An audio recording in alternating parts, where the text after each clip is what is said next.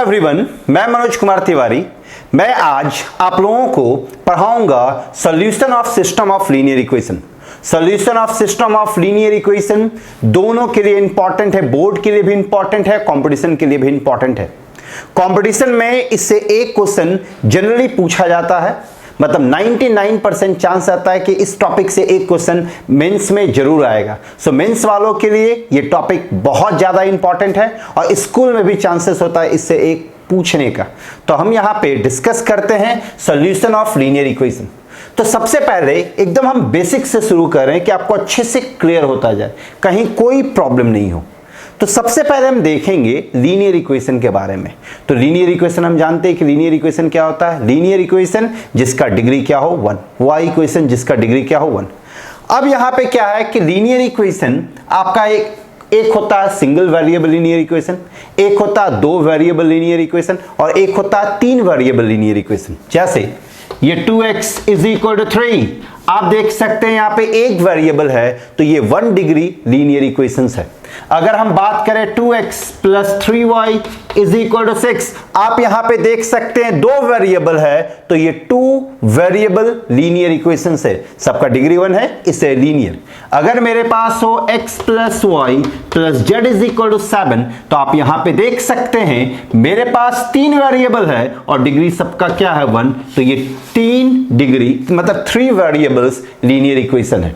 तो linear word आ रहा है डिग्री की वजह से, इक्वेशन वर्ड आ रहा है इक्वालिटी की वजह से, और वेरिएबल डिसाइड हो रहा है इससे कि यहां पे एक है तो एक वेरिएबल, यहां पे x और y 2 है तो 2 वेरिएबल, यहां पे x, y और z 3 है तो 3 वेरिएबल। तो ये कंसेप्ट है लीनियर का। अब सवाल ये उठता है कि ये सिस्टम क्या है। सिस्टम ऑफ लीनियर इक्वेशन किसको कहते हैं? तो जिस प्रॉब्लम में आपके पास 2 या 2 से अधिक लीनियर इक्वेशन रहेगा उसी को हम सिस्टम ऑफ लीनियर इक्वेशन कहते हैं। जैसे फॉर एग्जांपल आपके पास है 2x + 3y = 6 और एक है x - y = 10। आप यहां पे देख सकते हैं मेरे पास कितना इक्वेशन दिया हुआ है, 2 इक्वेशन दिया हुआ है। तो ये 2 इक्वेशन को कंबाइन रूप से हम कहेंगे कि ये सिस्टम ऑफ लीनियर इक्वेशन है। ये क्या है? System of linear equation. तो सिस्टम के केस में मेरे पास हमेशा 2 या 2 से अधिक इक्वेशन रहेगा, 2 या 2 से अधिक इक्वेशन रहेगा तभी वो कहलाएगा सिस्टम। जैसे एक और एग्जांपल अगर हम देखें तो ये x + y - z = 7, फिर 2x - y + 3z = 8, फिर एक और हम लेते हैं 3x + 4y - 7z = 2। आप यहां पे देख सकते हैं मेरे पास कितना वेरिएबल है? 3 वेरिएबल। कितना इक्वेशन है? 3 इक्वेशन। तो इसको हम कहेंगे system of linear equations in 3 variable. तो इक्वेशन वर्ड इक्वालिटी की वजह से, लीनियर वर्ड डिग्री की वजह से, नंबर ऑफ वेरिएबल डिसाइड करेगा x, y और z। अगर x है तो केवल एक वेरिएबल, x और y है तो 2 वेरिएबल, x, y और z है तो 3 वेरिएबल। सिस्टम हम कैसे डिसाइड करेंगे? जिसमें 2 या 2 से अधिक वेरिएबल रहे, जिसमें 2 या 2 से अधिक इक्वेशन रहे तो वही आपका कहलाएगा सिस्टम ऑफ लीनियर इक्वेशन। तो ये हो गया सिस्टम ऑफ लीनियर इक्वेशन। अब सवाल ये उठता है कि सिस्टम ऑफ लीनियर इक्वेशन का टाइप क्या? तो अब हम यहां पे डिस्कस करेंगे types of system of linear equation को। तो देखते हैं types of system of linear equation क्या है। Types of system of linear equation आप यहां पे देख सकते हैं। Types of system of linear equation जो है वो 2 तरह का होता है। एक होता है homogeneous system of linear equation और एक होता है non homogeneous system of linear equation. तो अब सवाल ये उठता है कि homogeneous system of linear equation क्या है और non homogeneous system of linear equation क्या है। तो होमोजीनियस के केस में हम यहां पे क्या देखते हैं? यहां पे सिस्टम है, तो सिस्टम है तो ऑब्वियसली 2 या 2 से अधिक लीनियर इक्वेशंस होगा। तो अगर मानिए मेरे पास इक्वेशन है x + y - z = 0, x + 2y + 3z = 0 और एक हम इक्वेशन लेते हैं 2x - 3y + 7z = 0।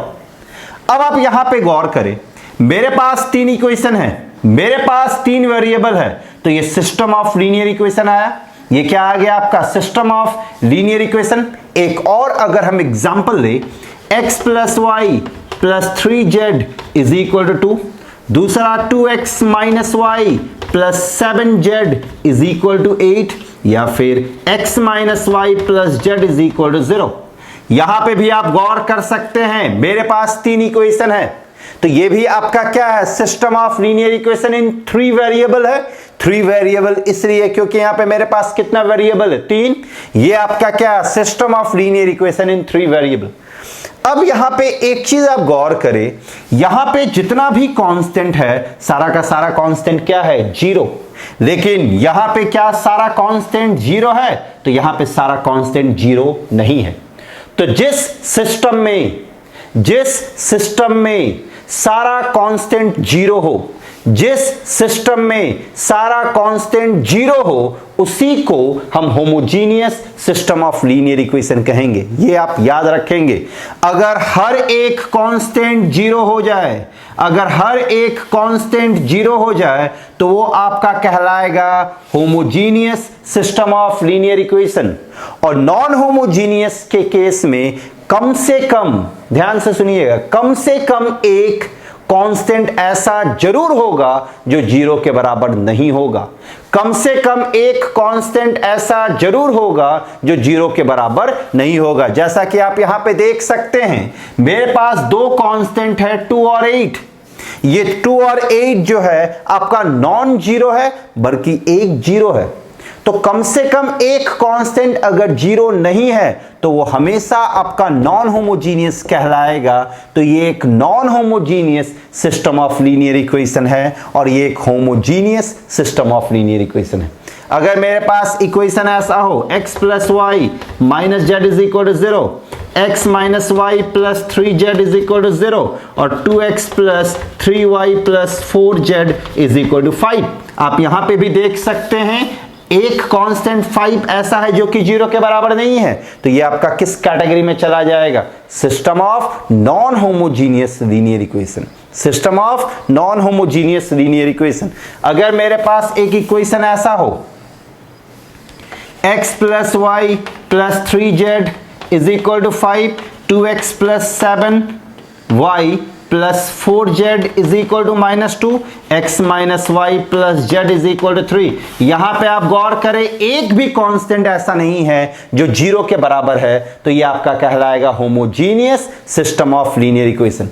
तो system of linear equation, types of system of linear equation 2 तरह का, एक homogeneous system of linear equation और दूसरा non homogeneous system of linear equation. अब homogeneous system of linear equation में क्या रहेगा कि सारा का सारा कांस्टेंट 0 रहेगा, हर एक कांस्टेंट 0, हर एक कांस्टेंट 0। जैसे अगर यहां पे 5 की जगह पे 0 आ जाता, तो देखिए यहां पे सारा कांस्टेंट 0 है, तो ये आपका होमोजीनियस हो गया।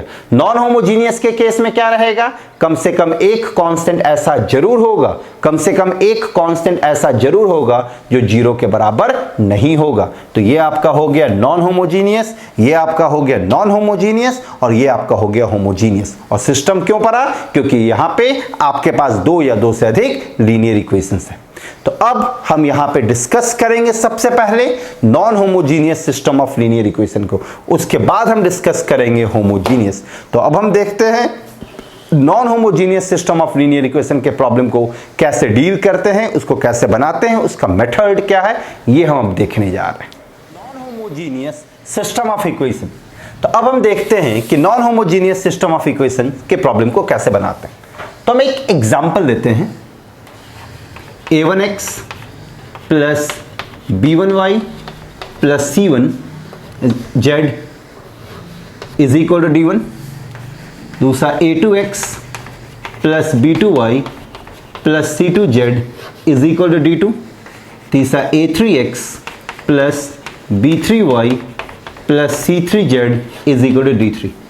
अब आप यहां पे देख सकते हैं मेरे पास 3 इक्वेशन है। एक है a1x plus b1y plus c1z is equal to d1, दूसरा a2x plus b2y plus c2z plus is equal to d2, और तीसरा है a3x plus b3y plus c3z is equal to d3। हमको यहां पे करना क्या है कि इन तीनों इक्वेशन को से एक्स वाई और जेड का वैल्यू निकालना है, एक्स वाई और जेड का वैल्यू मतलब इसका सोल्यूशन निकालना है। तो सोल्यूशन भी दो टाइप का होता है जो कि हम आगे फर्दर आने वाले क्लासेस में डिस्कस करेंगे, उसको अलग से हम डील करेंगे कि अच्छे से क्लियर हो। हम यहां पे केवल आपको ये बता रहे हैं कि इसका मेथड क्या है सॉल्व करने का।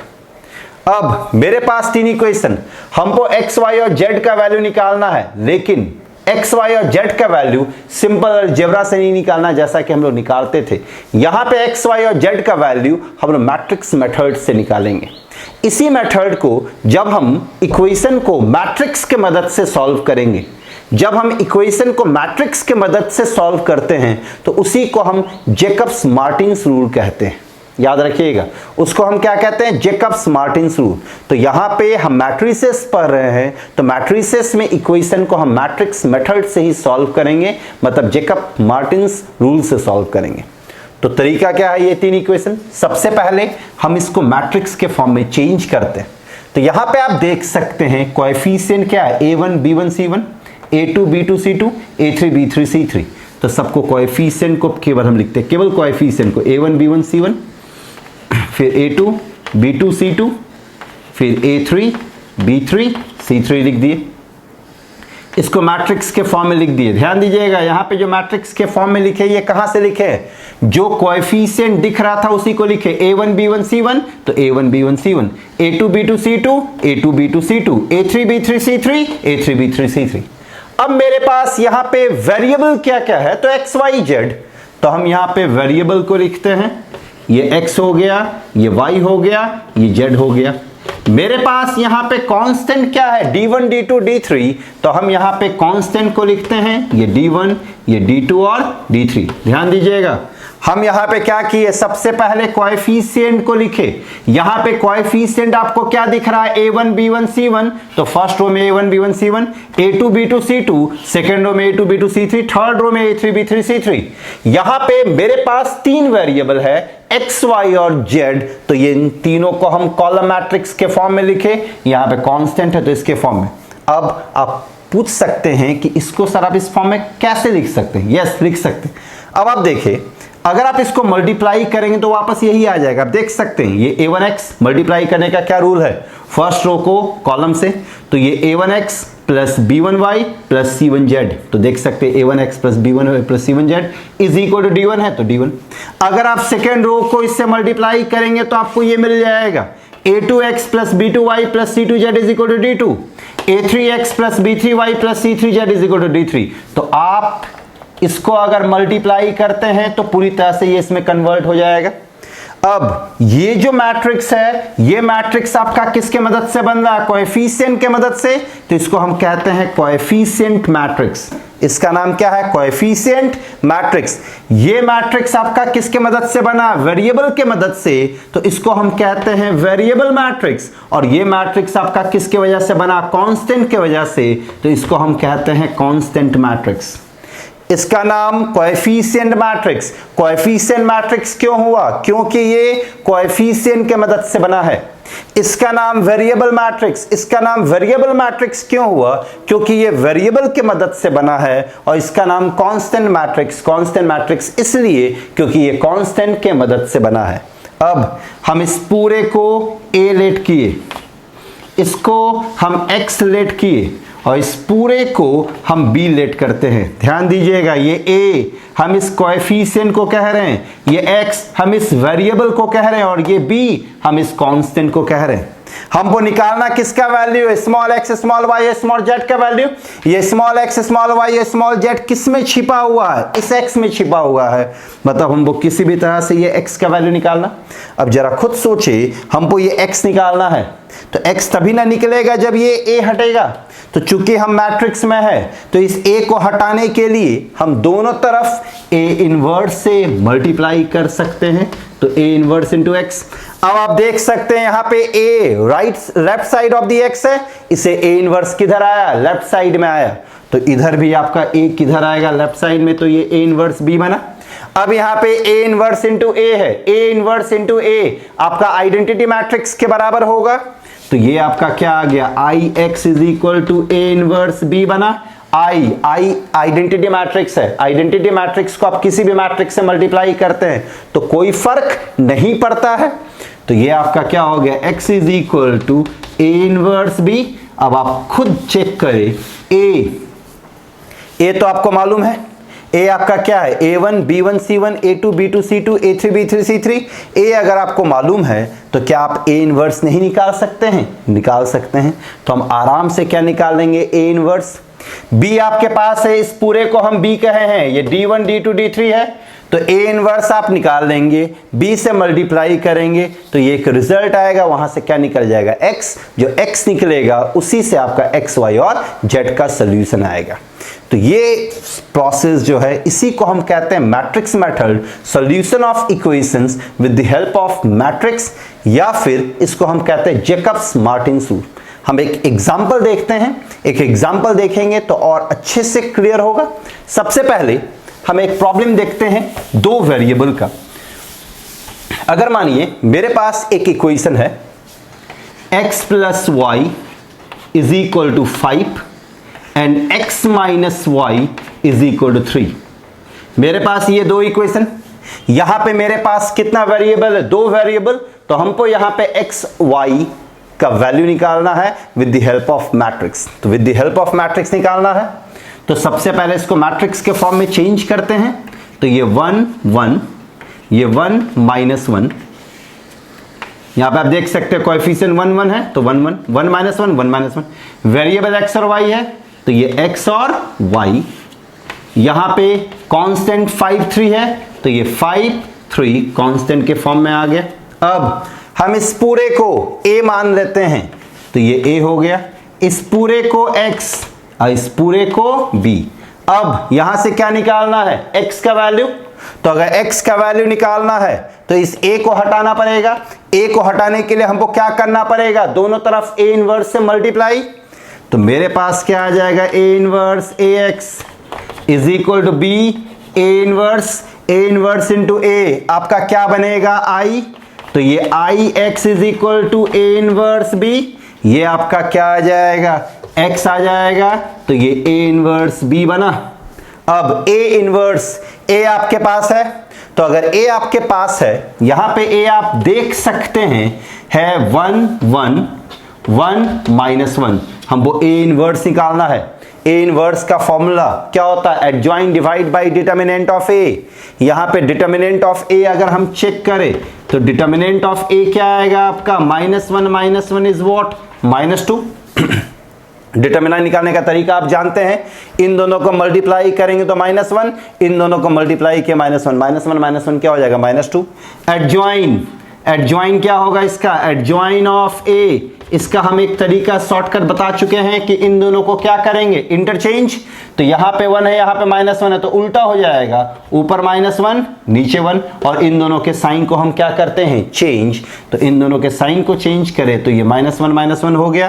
तो आपके पास a इनवर्स का वैल्यू क्या आ जाएगा, -1/2 into adjoin of a। Adjoin a क्या, -1 और 1। ये कहां से आया, क्योंकि मेरे पास फॉर्मूला होता है a इनवर्स का। आप लोगों को ये प्रीवियस क्लासेस में डिस्कस कर चुके हैं आप लोगों से। a इनवर्स का फॉर्मूला क्या होता है, adjoin a divide by determinant of a। तो ये मेरे पास क्या आ गया, a इनवर्स। तो a इनवर्स पता चल गया। मेरे पास b का वैल्यू क्या, 5 3, तो b का वैल्यू यहां पे रखते हैं, a इनवर्स का वैल्यू यहां पे रखते हैं, दोनों को हम सिंप्लीफाई करते हैं। तो आप देख सकते हैं यहां पे क्या आएगा, x। तो x आ गया, a इनवर्स के जगह पे -1/2, -1 1 और b के प्लेस पे क्या आएगा, 5 3। अब इसको मल्टीप्लाई करें, ये x आपका क्या है, x y है, ये -1/2 बाहर, ये इससे मल्टीप्लाई होगा -5, ये इससे मल्टीप्लाई होगा -3 रो कॉलम से, फिर ये इससे मल्टीप्लाई होगा -5, ये इससे मल्टीप्लाई होगा +3। अब आप देख सकते हैं -5 क्या आ जाएगा, 8, -5 + 3 क्या आ जाएगा, -2, तो -2 आ जाएगा। तो ये आपका x, ये y ये -1/2, ऊपर आ गया -8 और नीचे आ गया -2। अब हम इसको अंदर ले जाएं तो ये क्या आ जाएगा, माइनस माइनस प्लस 4 और ये क्या आ गया 1। इधर आपका क्या है x और y, तो अब हम यहाँ से x का वैल्यू क्या आ जाएगा 4 और y का वैल्यू क्या आ जाएगा 1। तो ये आपका क्या हो गया सोल्यूशन। तो यहाँ पे आप देख सकते हैं, यहाँ पे मेरे पास दो इक्वेशन था, दो इक्वेशन दो वेरिएबल में था। तो पहले हम कोएफिशिएंट के फॉर्म में लिखे, इसके इस पूरे को a माने, इसको x और इसको b माने। इसके लास्ट में मेरे पास क्या आ गया x is equal to a inverse b। हम a इनवर्स निकाले, b मेरे पास था, दोनों को मल्टीप्लाई किए तो मेरे पास ये आया। इसके बाद हम सिंप्लीफाई किए तो x का वैल्यू 4 आ गया और y का वैल्यू 1 आ गया। आप इसको चेक भी कर सकते हैं, ये जो सोल्यूशन आया इसको सेटिस्फाई करना चाहिए। तो अगर आप यहाँ पे 4 रखे और यहाँ पे 1 रखे तो 4 + 1 क्या बनेगा 5, सेटिस्फाई कर रहा। अगर यहाँ पे 4 रखे और यहाँ पे 1 रखे तो 4 - 1 क्या आएगा 3, ये भी सेटिस्फाई कर रहा। मतलब आपका जो सोल्यूशन है वो सही है। तो इस तरीके से हम प्रॉब्लम को डील करते हैं मैट्रिक्स में। तो इसी को हम कहते हैं मैट्रिक्स मेथड। ये जो प्रॉब्लम था ये आपका किसका प्रॉब्लम था, नॉन होमोजीनियस का। नॉन होमोजीनियस का क्यों था, क्योंकि आप यहाँ पे देख सकते हैं कि आपके पास जो कांस्टेंट है वो नॉन जीरो के बराबर है। तो यही था आपका। यहाँ पे दूसरा प्रॉब्लम है x + 2y + z = 7, x + 3z = 11, 2x - 3y = 1। यहाँ पे आप देख सकते हैं मेरे पास तीन वेरिएबल, तीन इक्वेशन है। तो ये क्या हो गया, system of linear equation in 3 variable. अब हम इसको सिंप्लीफाई करते हैं मैट्रिक्स मेथड से। तो सबसे पहले किसको लिखेंगे, कोएफिशिएंट को। तो ये 1 2 1, फिर क्या है 1, यहाँ पे y मिसिंग है तो y मिसिंग है इसलिए 0, 3 2 -3, यहाँ z मिसिंग है तो 0। फिर यहाँ पे आप देख सकते हैं वेरिएबल, वेरिएबल क्या क्या आपके पास x y z, तो x y z को लिखे। यहाँ पे आप देख सकते हैं कांस्टेंट, कांस्टेंट क्या है 7 11 और 1 ये हो गया। अब ये पूरा, इस पूरे को हम क्या मानेंगे a, ये पूरा आपका क्या हो जाएगा x, इस पूरे को हम b कह दिए। यहां से हमको x निकालना है तो x निकालने के लिए हमको a को हटाना पड़ेगा। a को हटाने के लिए दोनों तरफ क्या लाएंगे, a इनवर्स। तो ये आपका x इज इक्वल टू क्या बन जाएगा a इनवर्स b। ये कैसे बना, दोनों तरफ a इनवर्स से मल्टीप्लाई करेंगे तो a इनवर्स इंटू a क्या बनेगा i, तो i इंटू x क्या बन जाएगा a इनवर्स b। तो अब हमको किसी भी तरह से a इनवर्स निकालना। a इनवर्स आप लोगों से मैं ऑलरेडी डिस्कस कर चुका हूं कि a इनवर्स का वैल्यू कैसे निकाला जाता है। a इनवर्स का फॉर्मूला क्या होता है, adjoin divide by determinant of a, adjoin divide by determinant of a। तो यहां पे a इनवर्स निकालना है तो सबसे पहले इसके लिए क्या निकालेंगे, एडजॉइन ऑफ a। तो एडजॉइन ऑफ a का तरीका मैं आप लोगों को बता चुका हूं, डायरेक्ट तरीका। यहां पे क्या है, ये पोजीशन किसका होता है प्लस का, तो ये पोजीशन प्लस का, तो इसको और इसको छोड़े, ये मल्टीप्लाई होगा 0। इन दोनों का आपस में अगर हम मल्टीप्लाई करते हैं तो इन दोनों को जब आपस में मल्टीप्लाई करेंगे तो ये क्या आएगा +9 आएगा। ये तो -9 आ रहा है लेकिन एक फॉर्मूला का माइनस होता है तो ये क्या बनेगा +9, तो ये 9 बन गया। अब इसका पोजीशन प्लस है तो इसका पोजीशन क्या होगा माइनस। याद कीजिए एडजॉइंट में डिस्कस कर चुके हैं ये मेथड हम, आप देख सकते हैं जाके यूट्यूब वीडियो में, जिसका लिंक मैं नीचे डिस्क्रिप्शन बॉक्स में शेयर कर दूंगा। तो यहाँ पे क्या है, ये प्लस है, यहाँ पे क्या माइनस, तो ये माइनस है तो माइनस पोजीशन। अच्छा हम आप लोग ये भी बताए थे कि जब रो वाइज बढ़ेंगे तो लिखेंगे कॉलम वाइज। तो ये 2 है तो हम किसको छोड़ेंगे, फर्स्ट रो और सेकेंड कॉलम को।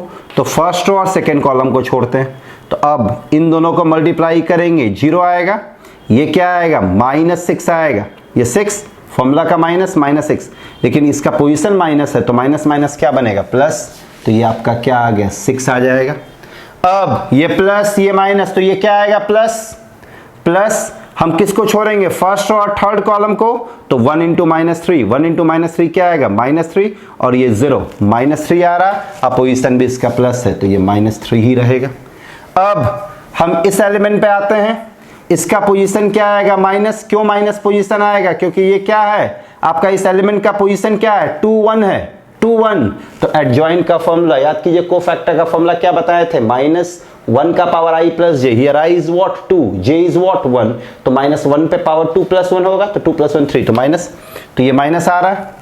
हम इस रो और इस कॉलम को छोड़ेंगे, तो जब इस रो और इस कॉलम को छोड़ेंगे तो ये 2 × 0, 2 × 0 0 बना, फिर माइनस फॉर्मूला का ये -3 आ रहा, तो माइनस माइनस प्लस, और इसका एक माइनस, तो माइनस आ जाएगा, तो ये -3 हो गया।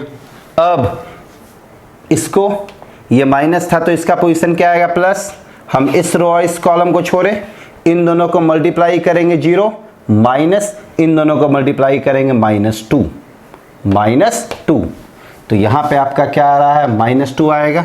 अब इस एलिमेंट का, इसका पोजीशन माइनस था, इसका पोजीशन प्लस, तो इसका पोजीशन क्या होगा, माइनस, तो आगे माइनस आ गया, माइनस आ चुका है। हम इसको और इसको छोड़ेंगे, तो ये 1 -3 से मल्टीप्लाई होगा -3, ये 2 इससे मल्टीप्लाई होगा -4, तो -3 -4 -7, और इसका एक माइनस, तो ये क्या आ जाएगा आपका 7 आ जाएगा। अब लास्ट रो में जाएंगे, ये 2 है, तो इस 2 का पोजीशन क्या आएगा आपका, प्लस आएगा, तो प्लस आ गया इस 2 का पोजीशन। हम इसको छोड़ रहे हैं, तो 2 × 3 क्या आएगा 6, ये 0, तो ये आपका बन गया 6। फिर -3 के लिए, तो ये प्लस है, तो ये क्या आएगा माइनस। अब हम इसको छोड़ेंगे और इसको छोड़ेंगे, तो 1 × 3 क्या बनेगा 3, 3 - 1, 3 - 1 क्या बनेगा 2, और ये माइनस था ऑलरेडी, तो ये क्या बन जाएगा -2। ये -2 क्यों बना, क्योंकि ये प्लस था, ये माइनस, ये पोजीशन आपका माइनस दे रहा, ये पोजीशन माइनस दे रहा, तो हम क्या करेंगे, अब इसको छोड़ेंगे, तो ये आपका 3 बन रहा, ये आपका 3 बन रहा, और ये -1 बन रहा, तो 2 आ रहा, और फॉर्मूला का एक माइनस, तो माइनस आ गया। अब इस 0 के लिए, 0 का पोजीशन प्लस होगा, हम इसको छोड़े, 1 × 0 0, और ये -2, तो ये आपका आ गया -2। तो ये आपका क्या निकला, एडजॉइन। तो एडजॉइन ऑफ ए आपका क्या आ गया, 9 6 -3 -2 7, 6 -2 और -2। अब इनवर्स निकालना है, तो इसके लिए हमको इसका डिटर्मिनेंट निकालना पड़ेगा। तो डिटर्मिनेंट ऑफ ए क्या आएगा, 1, ये मल्टीप्लाई होगा 0, फॉर्मूला का माइनस, तो ये -9 है, तो ये +9 बन जाएगा।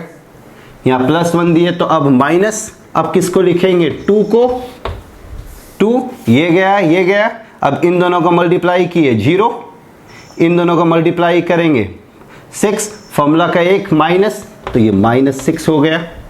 अब +1, इसको भी छोड़ देंगे, इसको भी छोड़ेंगे, तो ये क्या आ रहा, -3, और ये 0, तो ये -3 आया। अब आप यहाँ पे देख सकते हैं, ये 9 + 12 -3, तो 9 + 12 -3 आपका क्या आ गया, 18। तो डिटर्मिनेंट ऑफ ए का वैल्यू क्या आ गया, 18। सो ए इनवर्स आपके पास क्या आ जाएगा, A inverse is equal to 1/18। Adjoint of A, तो ये 9 -3 6, 6 -2 -2 -3 7 और -2। एक बार आप ए इनवर्स और एडजॉइन निकालने के प्रोसेस पे जो वीडियो मैं दे चुका हूँ यूट्यूब पे, उसको जरूर आप देख रहे, तो ये चीज़ अच्छे से क्लियर हो जाएगा। उसमें मैंने अच्छे से इसके बारे में डिस्कस किया है। इनफैक्ट वहाँ पे एडजॉइन निकालने का 3 मेथड बताया है, 2 स्कूल के लिए बताया और 1 कंपटीशन के लिए बताया है। तो तीनों मेथड में से आप किसी भी मेथड से एडजॉइन निकाल सकते हैं। अगर एडजॉइन निकल गया तो इनवर्स निकल ही जाएगा। क्यों? क्योंकि ए इनवर्स का फॉर्मूला क्या होता है, adjoint A divide by determinant of A. तो अगर किसी को भी इस स्टेप में दिक्कत आ रहा है तो आप एडजॉइन वाला वीडियो जरूर देखें कि एडजॉइन कैसे निकाला जाता है, वहां पे अच्छे से क्लियर हो जाएगा। तो ये आ गया आपका ए इनवर्स। अब हमको रखना कहां पे, x is equal to A inverse B, तो हम यहां पे रखेंगे x is equal to A inverse B में। तो ए इनवर्स बी में, तो यहां आपका हो गया x is equal to A inverse. तो ए इनवर्स है 1/18, 9 -3 6, 6 -2 -3 7 -2 और b आपके पास क्या है 7 11 1, 7 11 और 1। अच्छा एक चीज और देखें, यहां पे ये दूसरा प्रॉब्लम है। तो यहां पे आपका डिटर्मिनेंट क्या है 18। तो अभी जो मैं प्रॉब्लम डिस्कस कर रहा हूं उन सारे प्रॉब्लम में डिटर्मिनेंट जो आएगा वो नॉन जीरो आएगा, लेकिन ऐसा कोई जरूरी नहीं है कि डिटर्मिनेंट हमेशा नॉन जीरो ही होगा, डिटर्मिनेंट जीरो भी हो सकता है। तो जब डिटर्मिनेंट जीरो होगा तो उस टाइप के प्रॉब्लम से कैसे डील करते हैं ये मैं आप लोगों को आगे नेक्स्ट वीडियो में बताऊंगा। तो ये आपका हो गया। अब हम यहां पे इन दोनों मैट्रिक्स को आपस में क्या करेंगे, मल्टीप्लाई करने का प्रोसेस भी आप लोग जानते हैं। तो अगर हम इन दोनों को मल्टीप्लाई करें तो ये x इज इक्वल टू 1/18 बाहर में रह गया। अब आप देख सकते हैं ये 9 इंटू 7, 9 इंटू 7 क्या बनेगा 63, फिर ये -3 इंटू 1, -3 इंटू 1 11 क्या बनेगा -33, और फिर 6 इंटू 1 ये क्या आ जाएगा +6। तो ये फर्स्ट रो इस कॉलम से मल्टीप्लाई हो गया।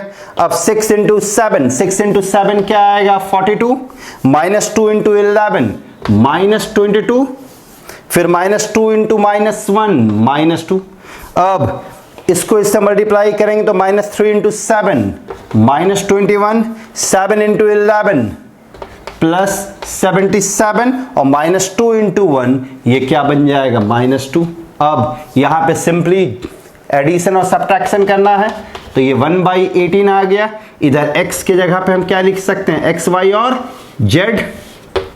इधर अगर आप ऐड करें तो 63 माइनस 33 30 प्लस 6 36 आया। यहाँ पे 42 माइनस 22 ये आ जाएगा आपका 20 माइनस 2 18 आ गया।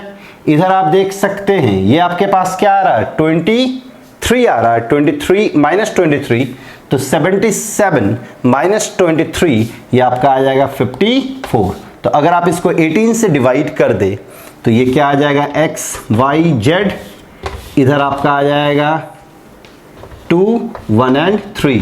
सो x का वैल्यू क्या आ जाएगा 2, y का वैल्यू क्या आ जाएगा 1 और z का वैल्यू क्या आ जाएगा आपके पास 3। तो ये आपका हो गया सॉल्यूशन। इसको चेक करने का तरीका क्या है कि इस x y और z का वैल्यू इसमें रखे, इसमें रखने के बाद इसको ये सेटिस्फाई करेगा। तो यहाँ पे मैंने आप लोगों से दो प्रॉब्लम डिस्कस किया, एक 2 वेरिएबल के लिए और एक 3 वेरिएबल के लिए, लेकिन इसमें एक इंपॉर्टेंट पॉइंट ये है कि यहाँ पे डिटर्मिनेंट नॉन जीरो है। तो यहाँ पे मैं वैसा ही प्रॉब्लम लिया हूँ जिसमें डिटर्मिनेंट जीरो के बराबर नहीं है। मैं आप लोगों को बताऊंगा कि अगर डिटर्मिनेंट जीरो होगा तो उस टाइप के प्रॉब्लम को कैसे डिस्कस करते हैं, वो आप लोगों को मैं नेक्स्ट वीडियो में बताऊंगा। एक प्रॉब्लम आप लोगों को मैं दे रहा हूं जो बना के आप लोग कमेंट बॉक्स पे कमेंट करेंगे उसका सोल्यूशन। आपको सोल्यूशन निकालना है 2x minus 3y is equal to 7 का और x प्लस y इज इक्वल टू 2 का। इन दोनों इक्वेशन को आपको मैट्रिक्स मेथड से सॉल्व करना। याद रखेंगे मैट्रिक्स मेथड से सॉल्व करके आप यहां से एक्स वाई का वैल्यू निकालेंगे। एक्स वाई का वैल्यू निकाल के आप कमेंट बॉक्स पे उसका सोल्यूशन मतलब उसका आंसर आप कमेंट करेंगे। Thank you very much. अगर आप लोगों को ये वीडियो अच्छा लगा तो इस वीडियो को शेयर करें, कमेंट करें, इस पे लाइक करें और मेरे चैनल को सब्सक्राइब भी करें। Thank you very much.